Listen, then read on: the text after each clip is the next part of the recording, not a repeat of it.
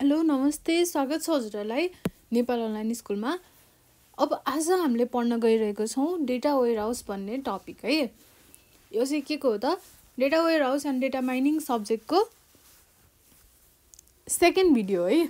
First भिडियोमा हामीले data माइनिङको बारेमा पढ्यौँ र डेटा माइनिङ सिस्टमको आर्किटेक्चर कस्तो हुन्छ र के मेजर कम्पोनेन्ट्सहरू हुन्छ त भनेर त्यो कुराहरू हामीले पढ्यौँ र सँगसँगै हामीले सिलेबस पनि राम्रोसँग हेऱ्यौँ।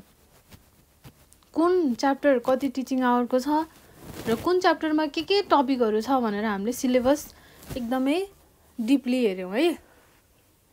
अब आज चाहिँ म तपाईँहरूलाई डेटा वेयर हाउसको फङ्सन, डेटा वेयर हाउस भनेको के हो, यसको क्यारेक्टरिस्टिक्स, यस्तै कुराहरू चाहिँ तपाईँहरूलाई म आज यो भिडियोमा पढाउँछु।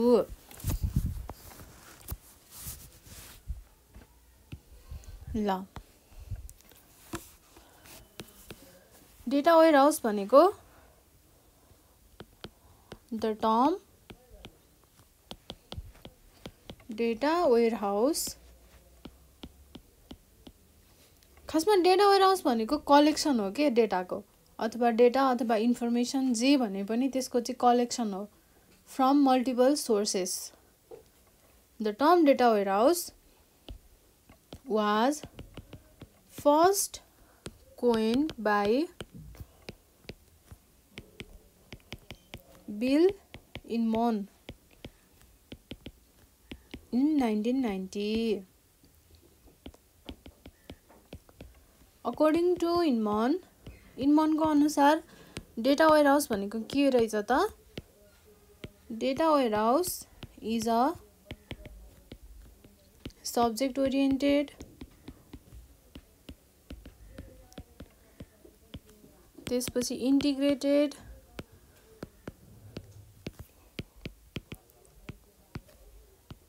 time variant and non-volatile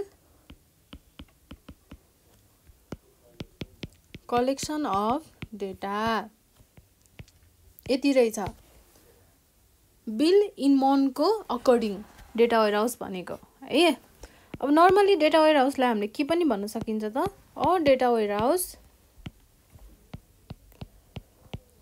is a repository of information collected from multiple sources stored under a unified schema and that usually resides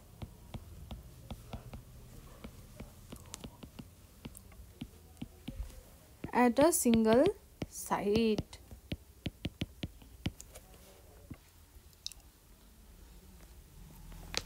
ल, अनि अरू चाहिँ के हुन्छ त भन्दा डेटा वेयर हाउसमा, डेटा वेयर हाउस भनेको एउटा डेटाबेस पनि हो कि, त्यसलाई हामीले डेटाबेस पनि भन्न सकिन्छ है,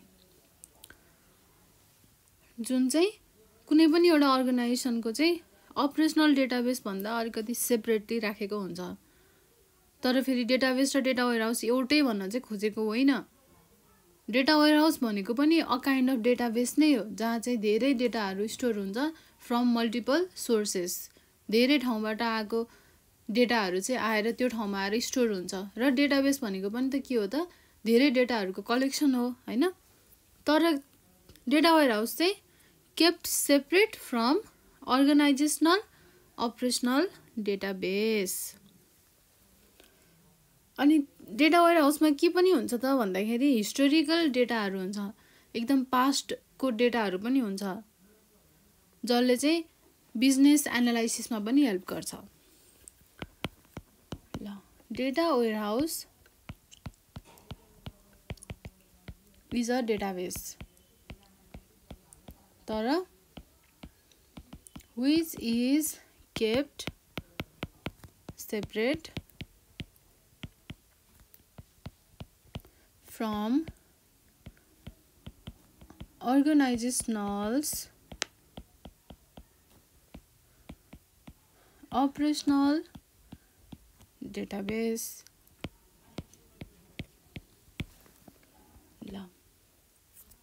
त्यसपछि there is no frequent updating done in data warehouse. Data वेयरहाउसमा खासै अपडेट भइरहेको हुँदैन, अपडेटिङको कामहरु खासै फ्रिक्वेन्टली चाहिँ गरिदैन है। त्यही भएर त्यहाँ चाहिँ ओल्ड हिस्टोरिक डेटाहरु पनि लङ टाइमसम्म चाहिँ चलिरहेको हुन्छ के, धेरै पुरानो डेटाहरु पनि त्यहाँ भइरहेको हुन्छ। इट कन्टेन्स, अब अपडेट भइराख्ने भएको भए त नयाँ नयाँ डेटाहरु मात्र हुन्थ्यो होला, तर खासै फ्रिक्वेन्टली अपडेटिङ हुँदैन डेटा वेयरहाउस। त्यही भएर it also contents historical data which helps the organization to analyze its business.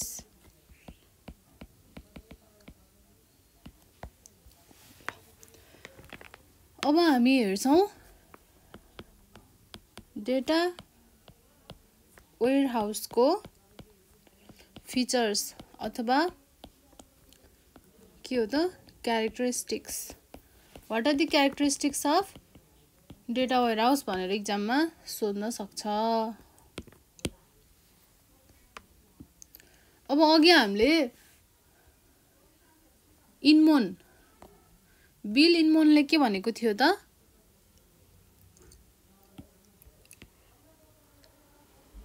Bill इनमोनले के भनेको थियो, डेटा वेयरहाउस भनेको के हो रे, subject oriented, integrated, time variant, non volatile collection हो भनेपछि हामीले के लेख्न सकिन्छ यसको क्यारेक्टरिस्टिक्समा, subject oriented, integrated, time variant र non volatile.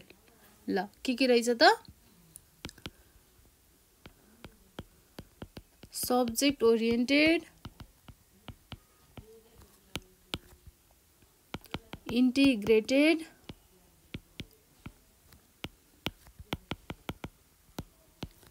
Time variant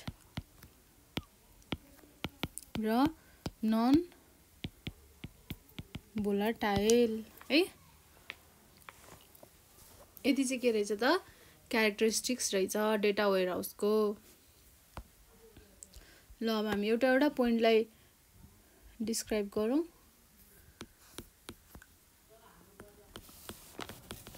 subject oriented, यो भनेको के हो त, डेटा वेयरहाउसले एकदम सब्जेक्ट ओरिएन्टेड भएर यसले इन्फर्मेसनहरु प्रोभाइड गर्छ, न कि अर्गनाइजेसनमा के एक्टिभिटिजहरु भइरहेको छ त्यो भन्दा पनि यसले चाहिँ सब्जेक्ट ओरिएन्टेड चाहिँ इन्फर्मेसनहरु प्रोभाइड गरिरहेको हुन्छ। A data warehouse is a subject oriented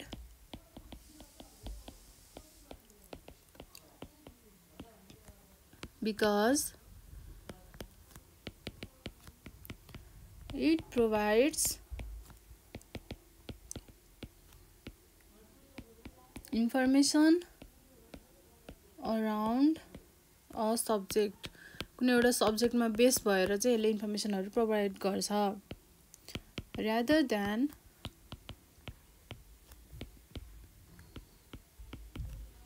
organizations ongoing activities। ल अब नेक्स्ट छ इन्टिग्रेटेड। के हो इन्टिग्रेटेड भनेको, इन्टिग्रेट गर्नु, धेरै ठाउँबाट एक ठाउँमा लिएर आउनु। डेटा वेयरहाउस किन हो त भन्दा यसले धेरै ठाउँको मल्टिपल सोर्सेसबाट डेटाहरुलाई चाहिँ एक ठाउँमा ल्याएर स्टोर गर्ने काम गर्छ। त्यही भएर यसको यो चाहिँ के हो त इन्टिग्रेटेड हो। Data warehouse is constructed by integrating data from heterogeneous sources such as relational databases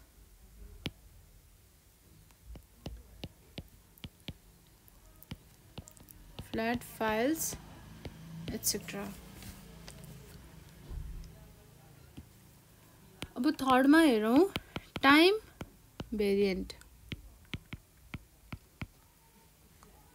भनेको धेरै पुरानो डेटाहरू पनि हामीले हेर्न मिल्छ निकाल्न मिल्छ डेटा वेयरहाउसबाट है historical data is kept in a data warehouse.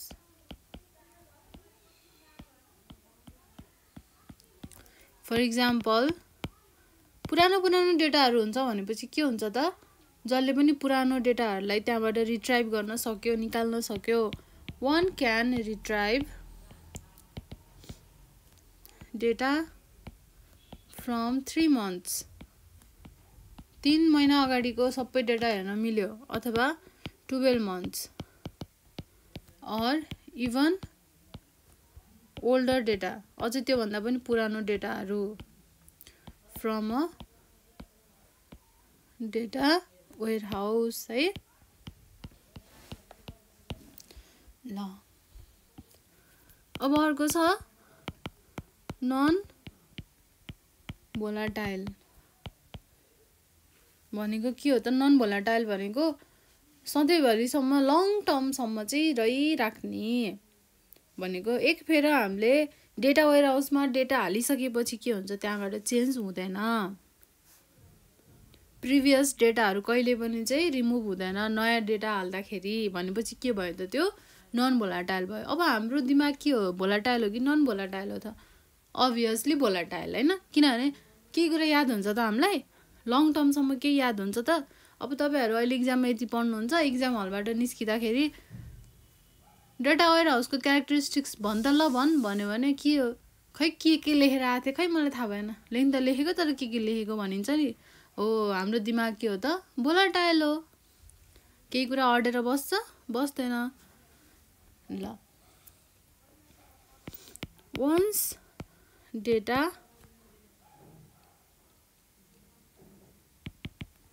in the data warehouse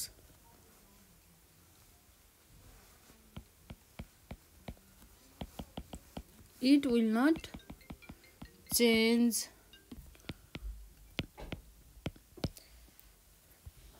अब के हुन्छ त previous data is not erased when new data is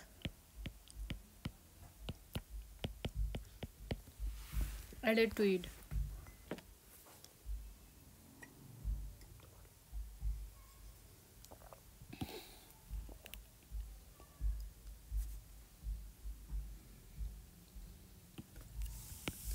त्यसपछि the data warehouse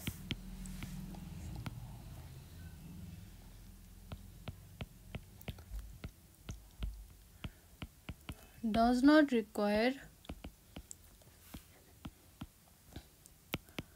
any transaction processing, recovery and concurrency controls because it is physically stored and separate from operational database.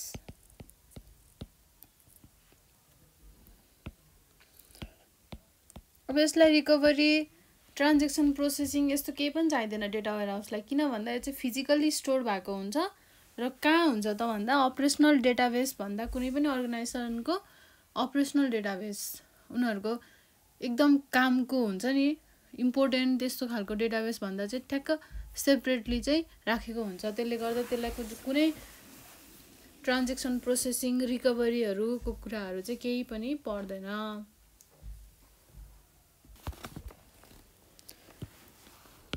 ल अब चाहिँ functions हेरौँ है त। Functions of data warehousing, data वेयर हाउसिङको functions हेरौँ है।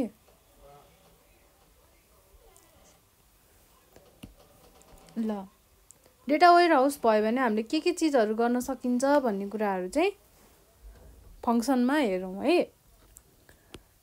As already mentioned,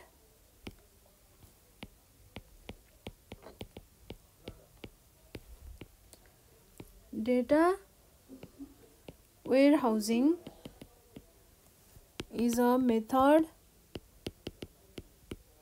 for gathering and controlling data from different sources. के हो त, डिफ्रेन्ट सोर्सबाट ग्यादर गरेर एक ठाउँमा लगेर जम्मा पारेर राख्ने हो हैन, डिफ्रेन्ट सोर्सेस। त्यसले गर्दा के हुन्छ त, एक ठाउँमा भयो भने इजी हुन्छ नि त मान्छेहरूलाई खोज्नलाई हैन, सबैलाई चाहिँ इजिली अभाइलेबल हुन्छ, एनालाइसिस गर्नको लागि पनि इजिली अभाइलेबल हुने भयो। From different sources making the data easily available for querying and analysis।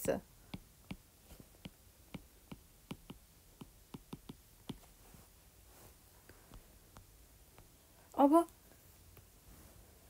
के छ त फङ्सनहरू, एउटा भनेको data extraction,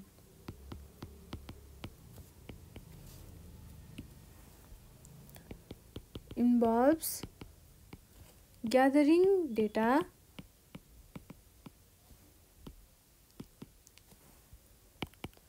from multiple heterogeneous sources। अब यो त तपाईहरुलाई मैले बुझाउनु पर्दैन होला, डेटा एक्सट्र्याक्सन, डेटा क्लिनिङ यस्तो कुराहरू त मैले अगाडि भनिसके हैन, फेरि बुझाउनु पर्दैन सायद हैन। इन्भल्भ्स फाइन्डिङ, क्लिनिङमा के हुन्छ त, फाइन्डिङ एन्ड करेक्टिङ इरर्स। डेटालाई क्लिन गर्नु भनेको के हो त, त्यहाँको केही इररहरू छ भने त्यसलाई फाइन्ड आउट गर्नु र त्यसलाई चाहिँ करेक्सन गर्नु हो, correcting the errors in the data.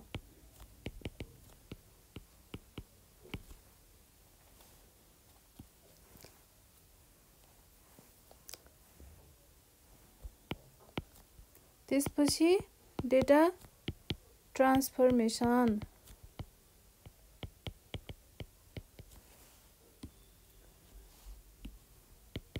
involves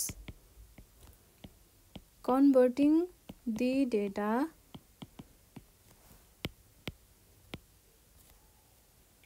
from legacy format to warehouse format है। अब धेरै ठाउँबाट हामीले त्यो डेटालाई लिएर आउँछौँ, धेरै सोर्सहरूबाट, अनि त्यहाँबाट लिएर आइसकेपछि अब डेटा वेयर हाउसमा स्टोर गरेर राख्ने फर्मेटमा राख्नु पर्यो नि त, भनेको त्यसलाई हामीले के गर्नु पर्यो त, कन्भर्ट गर्नु पर्यो, त्यसलाई नै के भन्छ, डेटा कन्भर्जन भन्छ।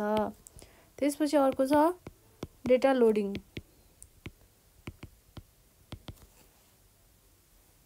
Involves shirting. अब यसमा के हुन्छ, सर्टिङहरू गर्ने कुराहरू, त्यसपछि समराइजिङको कुरा,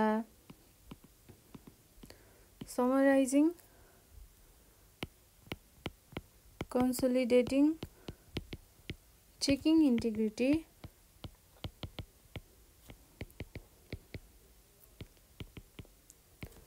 and building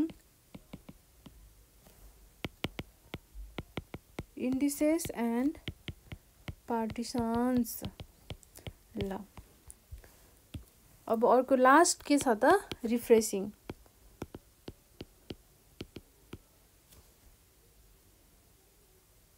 भनेको अपडेट हुन्छ के, डेटा वेयरहाउसमा चाहिँ भएको डेटाहरू चाहिँ अपडेटिङ हुन्छ। यसको पनि के छ त फेसिलिटी छ डेटा वेयरहाउसमा भनेपछि यो के भयो फङ्सन भयो। Involves updating from data sources to warehouse. ल हेर्नुहोस् है त हामीले यो भिडियोमा के पढ्यौँ त डेटा वेयरहाउस भनेको के हो पढ्यौँ।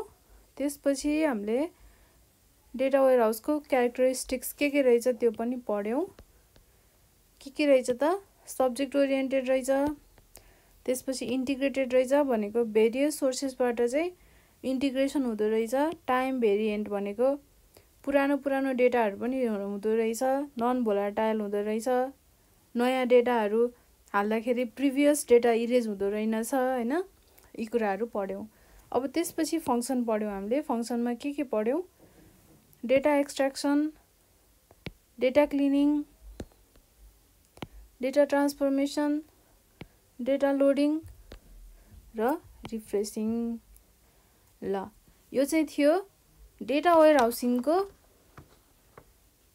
मेन कुराहरू है। सर्टकटमा मेन कुराहरू, त्यसको डिफिनेसन के हो, इन्ट्रोडक्सन थोरै मैले तपाईहरुलाई भने, त्यसपछि क्यारेक्टरिस्टिक्स र यो थियो फङ्सन है। ल अब हामी नेक्स्ट भिडियोमा चाहिँ नलेज डिस्कभरी फ्रम डेटा केडिडी को कुराहरू पढ्छौँ र त्यो केडिडी इन्भाइरोमेन्ट सेटिङ गर्नको लागि चाहिँ के गर्नुपर्छ त्यो कुराहरू पढ्छौँ है त। ल अब नेक्स्ट भिडियो त्यसपछि चाहिँ हामी फेरि डेटा माइनिङको फङ्सनहरू, त्यसपछि क्लासिफिकेसन प्रेडिक्सनको कुराहरू त्यही फङ्सनभित्र पर्छ हैन। त्यो कुरालाई चाहिँ म थोरै भन्छु र अर्को भिडियोमा चाहिँ अर्को च्याप्टरमा त्यो त कम्प्लिटली नै हामीले क्लासिफिकेसन प्रेडिक्सनको कुराहरूलाई कम्प्लिटली नै न्यू टपिकमा पढ्नुपर्छ। त्यति बेला चाहिँ म अलिकति डिटेलमा जान्छु। अब अर्को भिडियोमा चाहिँ हामीले के पढ्छौँ त डेटा माइनिङको इस्युज, फङ्सन्स, यही कुराहरूलाई पढ्छौँ है त। ल त्यतिन्जेलसम्म नेपाल अनलाइन स्कुल बिदा हुन चाहन्छ। हस् त, धन्यवाद।